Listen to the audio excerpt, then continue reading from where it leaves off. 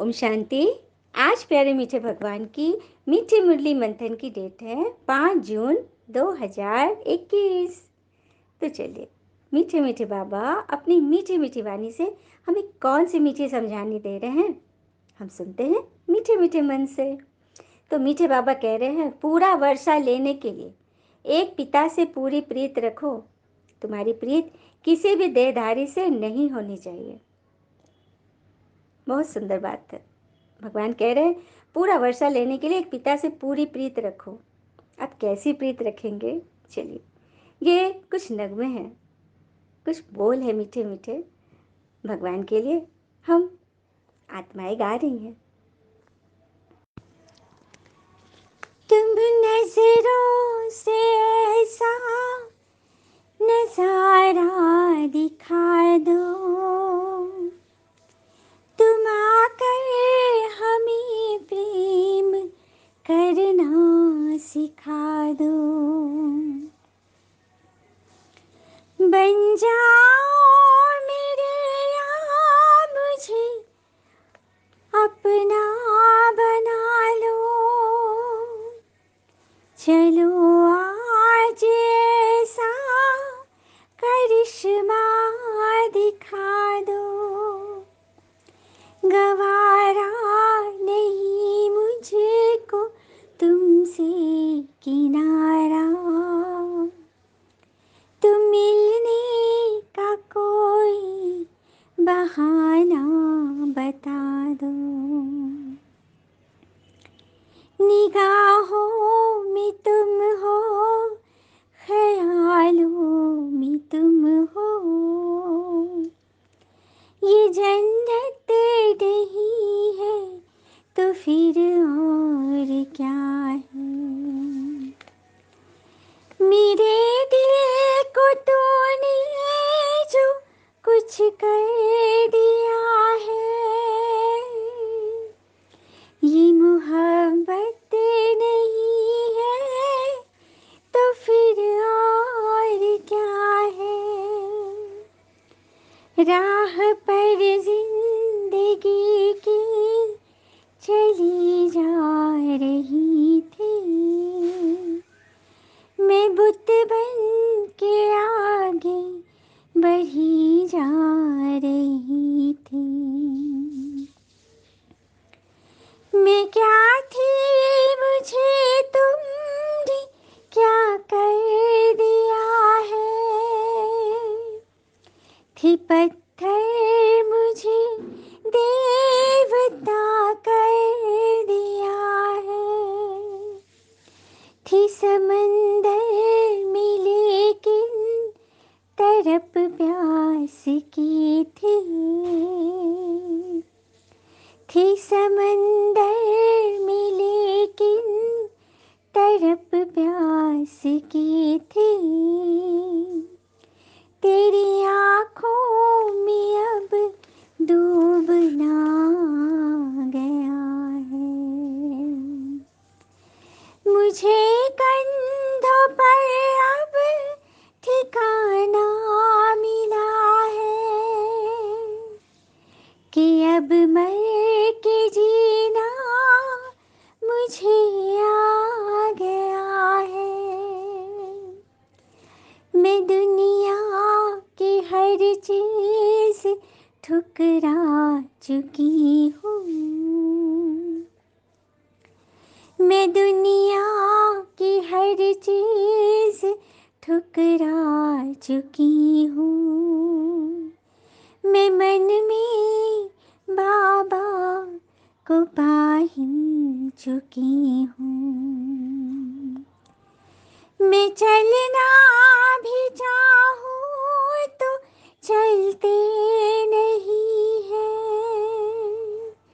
किसी दूसरी ओर अब मेरे पाँव। मैं बाबा को भूलूं ये धोखा न खाऊं, मैं बाबा को भूलूं ये धोखा न खाना। मुझे छोड़ दे, चाहे सारा जमाना, सारा जमाना। तो देखा किस तरह से आत्माएं भगवान से प्रीत कर रही है, क्योंकि यही प्रीत उन्हें हर दुखों से छुटकारा दिला रहा है। वो अब मर के जीना सीख गई है। उन्हें अब अपने कमज़ोर कंधों पर अब ठिकाना मिल गया है, किसी का हाथ मिल गया है। हाँ, वो चलना भी चाह रहे हैं ना विकारों की तरफ, तो नहीं चल सक रही है। पिता को भूले यह अब गवारा नहीं है। निगाहों में तुम हो, ख्यालों में तुम हो, ये जन्नत नहीं तो और फिर क्या है।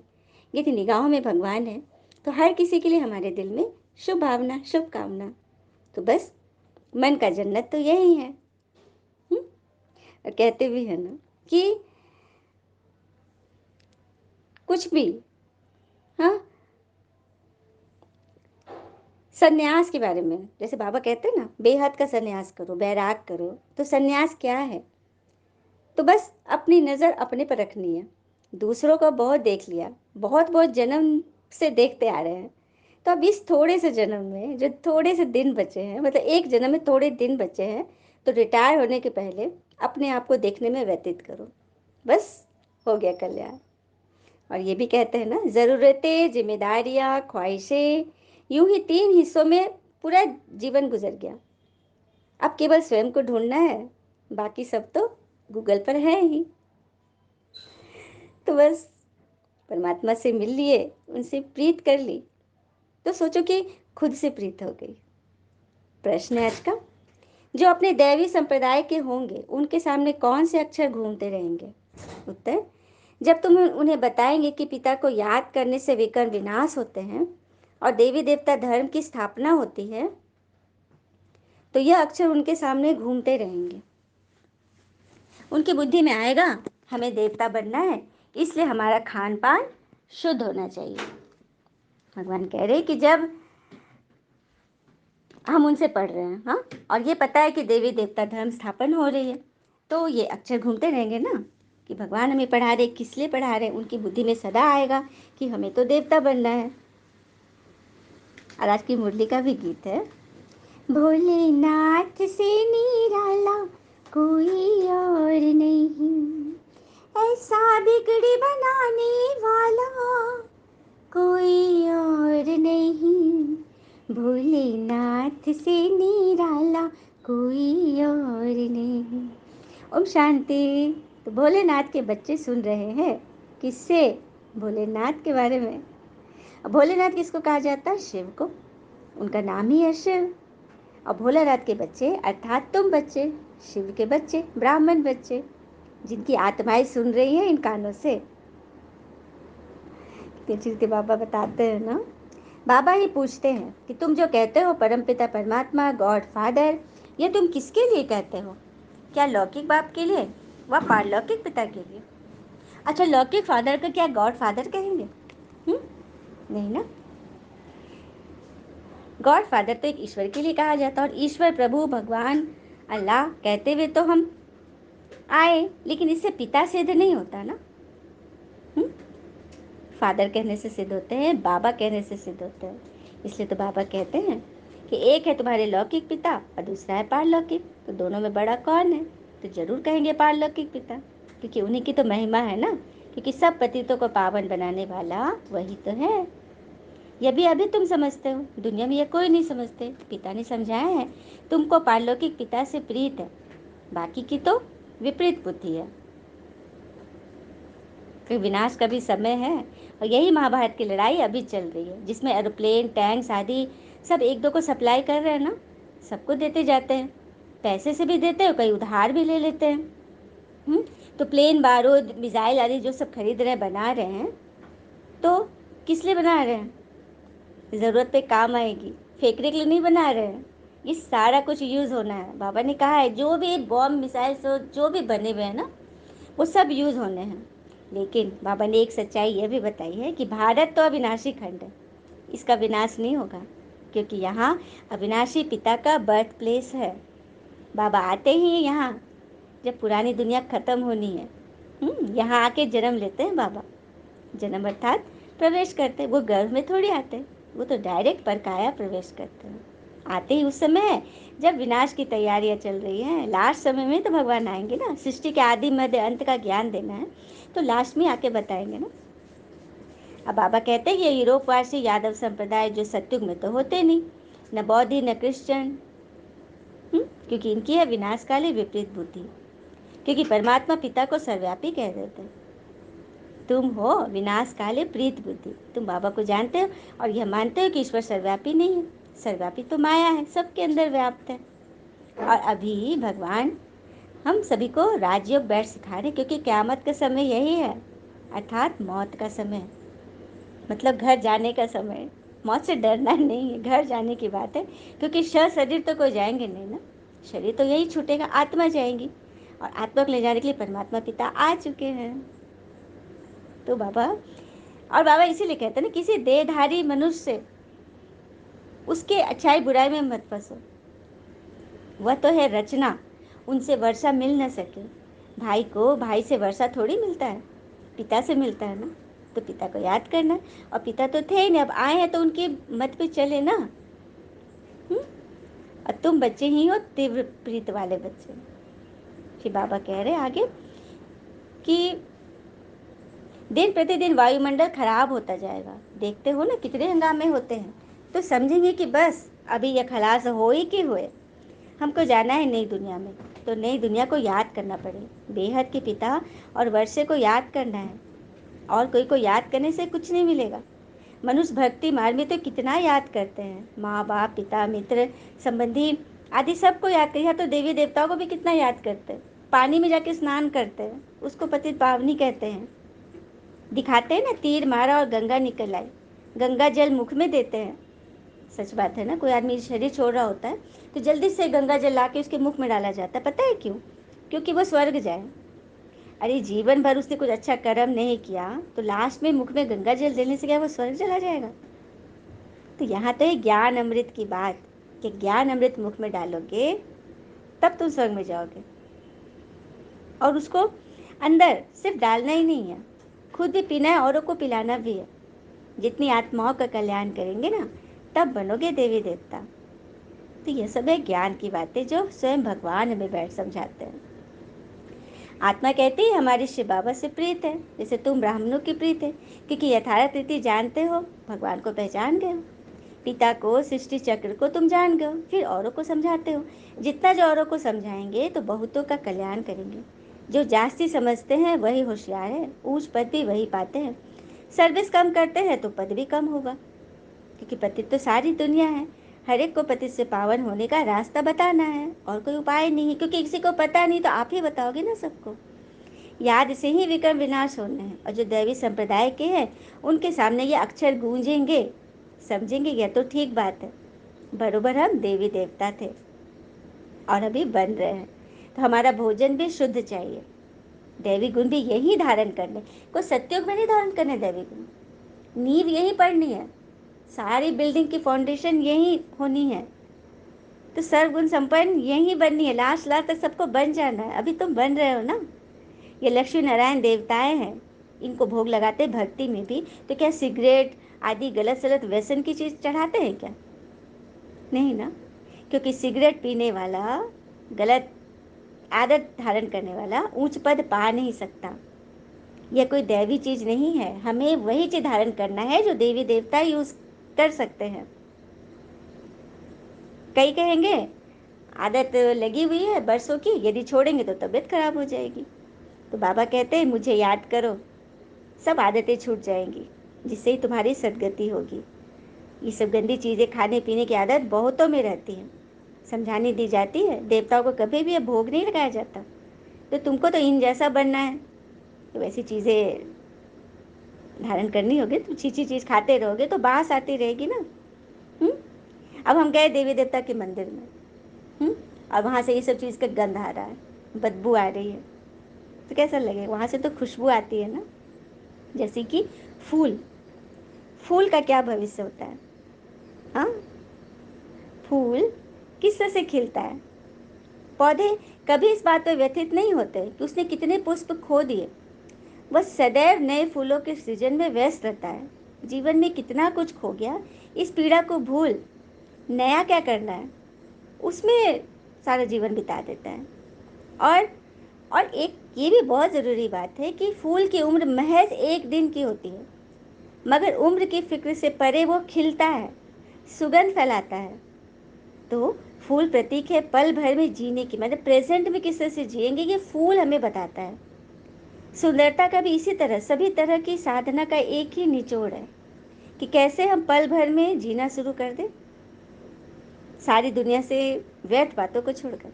जैसे कि फूल सिर्फ 1 दिन जीवन जीता है और पूरी खुशबू बिखेरता है, कोमलता से सबको एकदम खुश कर देता है।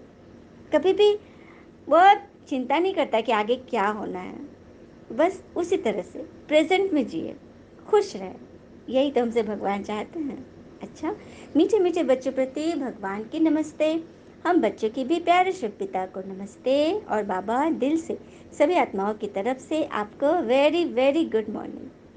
धारणा के लिए मुख्य सार है, पहले पॉइंट, ब्राह्मण से देवता बनने के लिए जो भी छीछी आदतें हैं उन सबको छोड़ना है। देखो, छीछी आदतें एक तो खाने पीने की होती और एक संस्कार की भी होती। छोटी सी बात में रूठ जाना, गुस्सा करना, हाँ, लड़ाई झगड़ा, इसका उसका, इन सबको भी छोड़ना है। एक बार की बात है, एक साहूकार था सेठ। उसने एक सपना देखा कि उसके सपने में काली छाया आ गई है और वो उसे कह रही है कि तुम्हारे घर में बहुत सुख शांति है, मैं आ रही हूँ तुम्हारे घर में लड़ाई लगवाने के लिए। तो सेठ सपने में ही बोलता है कि आओ, आ जाओ, इंतज़ार है, स्वागत है, आओ, देखो, आजमा के देख लो। तो वो बोली कि हाँ मैं आऊँगी। और फिर सेठ की आँख खुल गई। तो सोचा कि अरे कुछ होगा, ऐसे नहीं ध्यान दिया।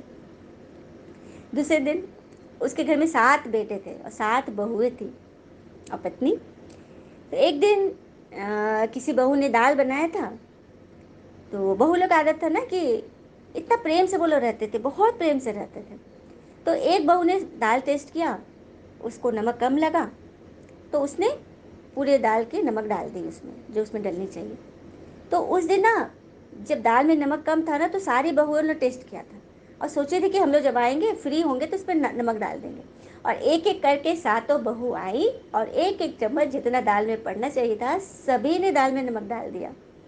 अब दाल वो क्या हुआ, आधा नमक आधा दाल। सबसे पहले ससुर जी खाते थे, वही सेठ साहूकार जिनको सपना आया था। तो वो बैठे खाने, भोजन तो कर लिया लेकिन कुछ बोले नहीं, चुपचाप सोने चले। उसके बाद 7 भाई बैठे, उन लोग भी जब खा रहे थे तो सबको अंदर तो लग ही रहा होगा, नमक इतना जहर नमक है। लेकिन उन्होंने सोचा पिताजी ने तो कुछ बोला ही नहीं, पूरा खा के चल दिए, तो हम लोग क्यों बोले, ये लोग भी नहीं बोले। उसके बाद बैठी माता जी, वो जब खाने बैठी तो बोले मेरे पति ने कुछ नहीं बोला, बेटों ने कुछ नहीं बोला, तो मैं क्यों बोलूँ। उसने भी नहीं बोला। उसके बाद 7 बहुएं बैठी, सबको लग रहा है एक दूसरे का, लेकिन उन लोग भी नहीं बोले कि पति ने नहीं बोला, बाबूजी ने बोला, माता जी ने, तो हम क्यों बोले। तो किसी ने कुछ नहीं बोला, तो क्या घर में अशांति होगी, बिल्कुल नहीं, सब यथावत रहे जैसे रहते थे प्रेम से। तो फिर सपना उस दिन सेठ जी को आया, काली छाया आए, बोले कि मैं हार गया तुम्हारे यहाँ से, तुम्हारे यहाँ के प्रेम स्नेह देखकर मैं हार गई, मैं जा रही हूँ वापस। तो देखा, ये होती है। इस तरह से जब हम एक दूसरे से स्नेह प्रेम से जुड़ेंगे ना, उनकी कभी अगर कोई कमी दिख भी गई उसे नज़रअंदाज करके आगे बढ़ जाए। तो यही भगवान हमें यही सिखा रहे हैं। हाँ, और कहते भी है ना, जीवन में हजारों लड़ाइयाँ जीतने से बेहतर है स्वयं पर विजय प्राप्त करना। अगर यह कर लिया तो जीत हमेशा सिर्फ हमारी ही होगी, जिसे हमें कोई भी छीन नहीं सकता। तो दूसरी पॉइंट, बाबा ने कहा इस विनाश काल के समय पिता से सच्ची प्रीत रखनी है, मतलब भगवान के नियमों पे चलना है, छीछी आदतें छोड़ देनी है। पुराना मकान टूटने वाला है, इसलिए इससे दिल नहीं लगाना, नए मकान की तरफ ध्यान देना है। वरदान, श्रेष्ठ वृत्ति द्वारा प्रवृत्ति को प्रगति का साधन बनाने वाले सदा समर्थवान भव। श्रेष्ठ वृत्ति द्वारा प्रवृत्ति को प्रगति का साधन बनाने वाले सदा समर्थवान भव। तो प्रवृत्ति में पहले वृत्ति से पवित्र व अपवित्र बनते हैं। प्रवृत्ति, प्रवृत्ति अर्थात घर परिवार। उसमें हम अपनी वृत्ति से उसे पवित्र बनाते हैं या अपवित्र बनाते हैं। यदि वृत्ति को सदा एक पिता के साथ लगा दो, एक पिता के नियमों में उलझा के रखो, ऐसी ऊंची वृत्ति रहे तो प्रवृत्ति प्रगति का साधन बन जाएगी। सो स्वीट, कितनी अच्छी रीति बाबा ने वृत्ति को प्रवृत्ति से जोड़कर प्रगति का साधन के लिए कितनी अच्छी रीति बाबा ने समझाया ना। ईश्वरीय नियम पे चले, श्रीमत पे चलते रहे, खुश रहे। वृत्ति ऊंची और श्रेष्ठ है तो वो चंचल नहीं हो सकती। कल भी बाबा ने वरदान दिया था, चंचल वृत्ति को बांध दो, यदि वो डिस्टर्ब हो रही है तो ईश्वरीय याद से लगा दो। तो ऐसी श्रेष्ठ वृत्ति द्वारा प्रगति करते हुए गति सदगति को सहज ही पालेंगे। फिर सब कंप्लेन कंप्लीट हो जाएगी। कोई भी कंप्लेन है तो उसे कंप्लीट करने के लिए श्रेष्ठ वृत्ति द्वारा प्रगति की तरफ ध्यान लगा दो, विकास की तरफ ध्यान दे दो। जैसे कि फूल,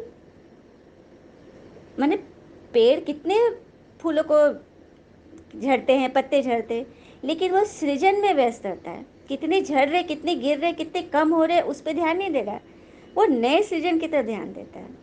तो बस वही करना है, जो भी बात आई गई चले जाए और हम प्रेजेंट में जिए एक फूल की तरह, तभी तो फूल बनेंगे। स्लोगन, अगर पवित्रता स्वप्न मात्र भी हिलाती है तो निश्चय का फाउंडेशन कच्चा है। स्वप्न में भी यदि अपवित्रता आ रही है तो इसका अर्थ है कि अभी निश्चय का फाउंडेशन कच्चा है। तो सारे दिनचर्या में हम योग तपस्या साधना करके अपने जो जन्म जन्म के जो विकर्म है उसे भस्म करें। उसके लिए 7 कलर्स वाला योग बहुत अच्छा है। ये सातों कलर बिल्कुल हमें बहुत अच्छी रीति सारी शक्तियों को, परमात्मा शक्तियों को, आत्मा के गुणों को धारण करने में हमें मदद करती है। तो जितना ज़्यादा हमारे संकल्प हिलते हैं, कमज़ोर होते हैं, तो हमें उतना ही ज़्यादा योग बल जमा करके अपने निश्चय का फाउंडेशन पक्का करना है। अच्छा, ओम शांति। शुक्र मीठे बाबा, वो बाबा के प्यारे प्यारे बच्चे। Thank you Baba.